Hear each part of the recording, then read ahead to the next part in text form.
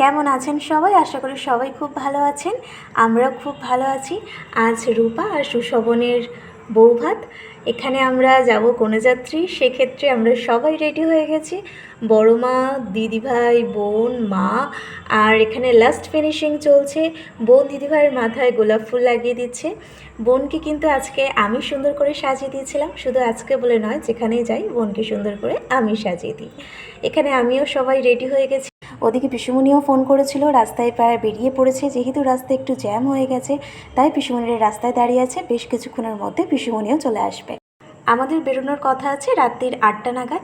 এটা যেহেতু আমাদের কনেযাত্রীর ফার্স্ট গাড়ি, তাই এখানে বেশ কিছু তথ্য আমরা তুলে নিয়েছিলাম। আর বাকি তত্ত্বগুলো গিয়েছিল পরের গাড়িগুলোতে। আর এই গাড়িটাতে আমরা এই কয়েকজনই ছিলাম, জিজু, বড়মা, আমি, বোন, বিতান, দিদিভাই, পিসুমণি, আমরা এই কয়েকজনই এই গাড়িটাতে ছিলাম। চলুন, গল্প করতে করতে চলে এসেছি। আর খুব একটা যেহেতু দূরে ওর বিয়ে হয়নি, তাই আসতেও আমাদের বেশিক্ষণ সময় লাগেনি। প্রথমে গিয়ে তত্ত্বগুলোকে রেখে সোজা চলে গিয়েছিলাম রূপার সাথে দেখা করতে।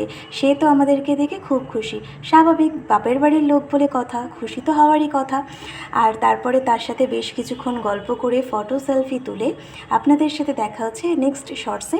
আর রিসেপশন মেনুটা সেই শর্টসে আপনাদের সাথে শেয়ার করব।